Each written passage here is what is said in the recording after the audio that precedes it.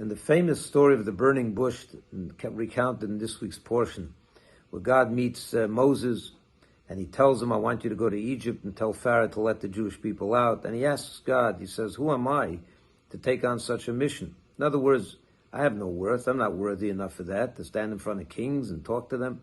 God answers him, I'm going with you. It's okay. I'll be there with you. This is going to succeed. Don't worry about that. The second question he asks God is, what merit do the Jewish people have to earn? What do they do to earn such a magnificent, miraculous exodus? And God answers him something very vague. He says to him, they are destined to receive the Torah on this mountain. It seems that question was not answered. The answer doesn't really fit, doesn't really answer anything.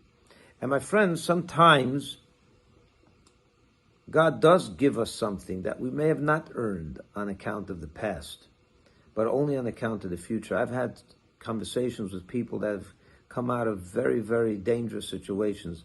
Just a couple of years ago with Corona, there was a couple of members in the community that I've spoken to who are literally near death. They didn't think they'd make it, and they did.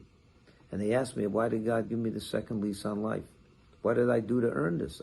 They look back, they don't see anything of note. And other such circumstances, a car crash, an illness, whatever it may be. And my answer to them is sometimes, maybe you didn't earn it on account of the past, but God that is expecting something in the future.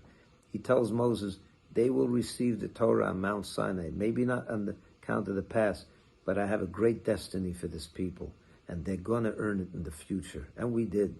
Each individual, when you count your blessings, you see how God has been good to you. He gave you health, he gave you wealth, he gave you all the blessings of life. And you ask yourself, why? Who am I? Why did I earn this? Sometimes the answer is, I didn't earn it for something great I did in the past, but he has great expectation. Yes, God gave you a second lease on life because he expects you to get involved, to serve him better, to take on something great, and to rise to greatness. Not always on the past, but on the future. We all have the potential. So look in the mirror this morning and count your blessings and say, God, thank you. I'm going to do something powerful and meaningful with these blessings. I'm going to become a different person. I'm going to really pay back what I've gotten.